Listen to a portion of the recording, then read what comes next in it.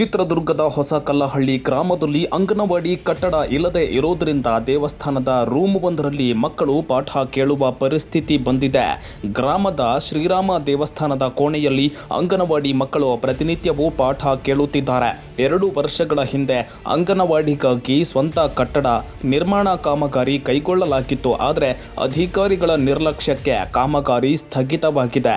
ಬೇಸಿಗೆಯಲ್ಲಂತೂ ಪುಟಾಣಿಗಳು ಈ ಕೋಣೆಯಲ್ಲೇ ಪಾಠ ಕೇಳೋದು ದುಸ್ತರವಾಗಿದೆ. ನಮ್ಮದು ಚಿತ್ರದುರ್ಗ ಜಿಲ್ಲೆ, ಚಿತ್ರದುರ್ಗ ತಾಲೂಕು, ಹೊಸಕಲ್ಲಹಳ್ಳಿ ಗ್ರಾಮ. ನಮ್ಮ ಸಮಸ್ಯೆ ಏನಪ್ಪ ಅಂದರೆ ಅಂಗನವಾಡಿದು.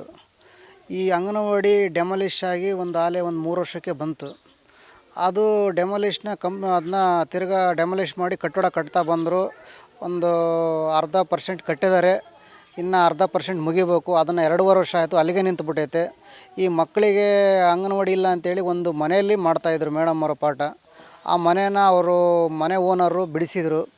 ಆವಾಗ ಮನೇನ ಬಿಡಿಸಿದ ಕಾರಣ ಅವ್ರು ಬಂದು ಇಲ್ಲಿ ಗ್ರಾಮಸ್ಥರನ್ನ ಕೇಳಿದರು. ಗ್ರಾಮಸ್ಥರು ಒಂದು ವ್ಯವಸ್ಥೆ ಮಾಡಬೇಕು ಅಂತೇಳಿ ದೇವಸ್ಥಾನಕ್ಕೆ ಒಂದು ಪಾತ್ರೆ ಸಾಮಾನೆಲ್ಲ ಇಡೋಕ್ಕಂತೇಳಿ ಒಂದು ರೂಮ್ ಮಾಡಿದ್ರು. ಆ ರೂಮಿನ ಸಾಮಾನೆಲ್ಲ ತೆಗೆದು ದೇವಸ್ಥಾನದಲ್ಲೇ ಇಟ್ಟು ಅದೇ ರೂಮ್ನ ಬಿಟ್ಕೊಂಡು ಕೊಟ್ಟರು. ಆ ಬಿಟ್ಕೊಂಡು ಕೊಟ್ಟಿರೋದ್ರಾಗೆ ಪಾಠ ಮಾಡ್ತಿದ್ದಾರೆ. ಆದರೆ ಏನು ಸಮಸ್ಯೆ ಅಂದರೆ ಅದು ಜೀನ್ಸ್ ತಗಡಾಕಿರೋದ್ರಿಂದ ಅದರಲ್ಲಿ ಕುಂತ್ಕೊಂಬಕ್ಕೆ ಆಗಲ್ಲ. ಈಗ ನಾವೇ ಒಂದು ಕ್ಷಣ ಹೋಗಿ ಒಂದು ಸ್ವಲ್ಪ ನಿಂತ್ಕೊಂಬಂದ್ರೆ ಅದು ನಿಂತ್ಕೊಂಬಕ್ಕಾಗಲ್ಲ, ಫುಲ್ಲು ಹೀಟು. ಆ ಜಳಕ್ಕೆ ಮಕ್ಳಿಗಂತೂ ಇರೋಕ್ಕಾಗಲ್ಲ. ಇದು ಕಂಪ್ಲೀಟು ಆಗೋಕ್ಕೆ ಇನ್ನು 3/4% ಆಗೈತೆ, ಇನ್ನು 1/4% ಆದರೆ ಕಂಪ್ಲೀಟ್ ಆಗುತ್ತೆ. ಅದು 2.5 ವರ್ಷ ಆಗಿರೋದು ನಿಂತಿರೋದು, ಕಂಪ್ಲೀಟೇ ಆಗಿಲ್ಲ. ಇದನ್ನು ನಾವು ಕೇಳಿದ್ವಿ, MLA ಹತ್ರ ಬಂದರು, ಅವ್ರನ್ನ ಕೇಳಿದ್ವಿ. ಅವರು ಮಾಡಿಕೊಡ್ತೀವಿ ಅಂತಲೇ ಹೇಳ್ತಾರೆ, ಆದರೆ ಇನ್ನೂ ಕಂಪ್ಲೀಟ್ ಮಾಡಿಕೊಡ್ತಿಲ್ಲ.